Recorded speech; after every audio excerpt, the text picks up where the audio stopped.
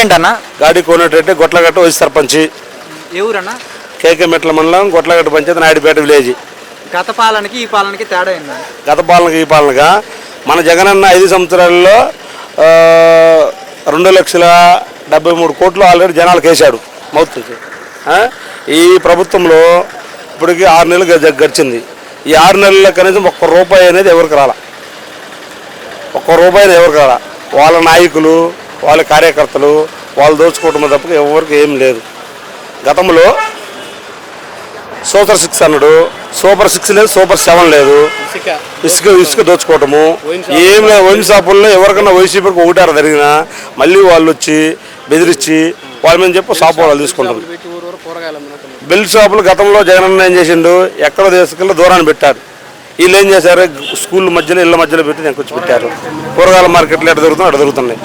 ఎంత తప్పుడు ప్రచారాలు తప్పగా ఏమి లేదు. ఇంకా 5 నెలలు ఉన్నా 6 నెలలు ఉన్నా అసలు ఏమీ ఉండదు, ఏమీ జరగదు. డిప్యూటీ సీఎం పవన్ కళ్యాణ్ గారి పరిస్థితి ఏంటన్నా? డిప్యూటీ సీఎం పవన్ కళ్యాణ్ అట్లా తప్పేం లేదు.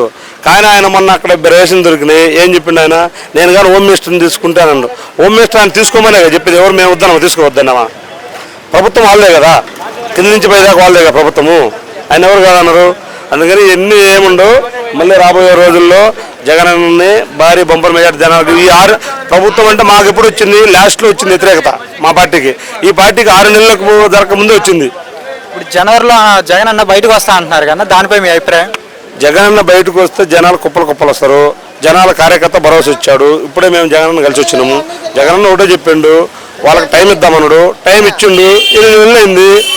ఇప్పుడు ఆల్రెడీ 6 నెలలున్నర దాటింది ఆల్రెడీ. ఈ 2 నెలలు ఏమిస్తారు ఆయనంగా అది.